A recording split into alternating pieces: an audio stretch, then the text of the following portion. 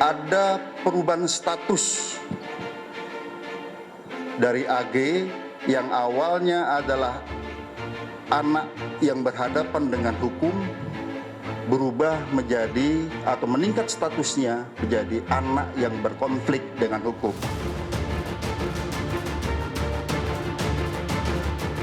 AG ditetapkan sebagai pelaku anak dalam kasus penganiayaan David Ozora atau berstatus anak yang berkonflik dengan hukum. Peningkatan status AG berdasarkan sejumlah bukti yang ditemukan penyidik.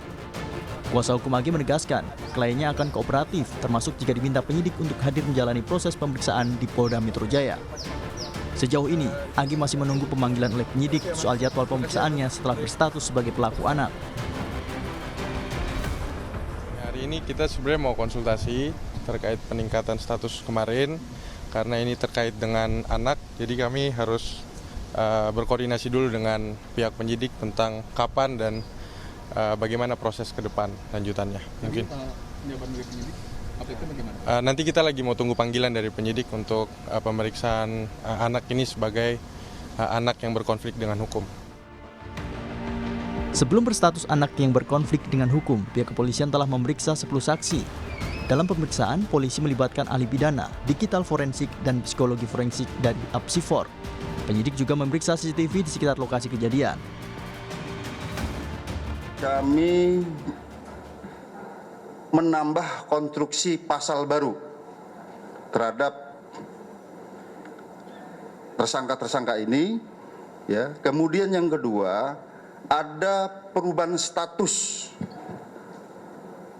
dari AG yang awalnya adalah anak yang berhadapan dengan hukum berubah menjadi atau meningkat statusnya menjadi anak yang berkonflik dengan hukum, atau dengan kata lain berubah menjadi pelaku atau anak. Jadi terhadap anak di bawah umur ini tidak boleh dibilang tersangka ya. Jadi yang kami perlu jelaskan. Kemudian dari fakta hukum yang kami peroleh, baik itu dari chat WA, baik itu dari video, kemudian baik itu dari CCTV yang ada di TKP, kemudian keterangan saksi-saksi, ya, kami mengonstruksikan konstruksi pasal yang baru. Nah, sebelum kami jelaskan, kami juga perlu menjelaskan di sini ternyata pada awalnya para tersangka ini ataupun orang yang ada di TKP tidak memberikan keterangan yang sebenarnya. Setelah kami sesuaikan dengan CCTV, kami sesuaikan dengan alat bukti yang lain, kami sesuaikan dengan chat WA, tergambar semua peranannya di situ.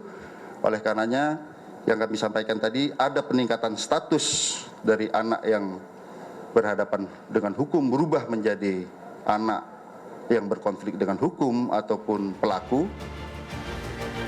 Dalam kasus penganiayaan David Ozora, polisi sudah menahan tersangka Mario Dandi dan Sen. Saat ini Polda Metro Jaya mengambil alih penyidikan dari Polres Jakarta Selatan. Tim Liputan Kompas TV.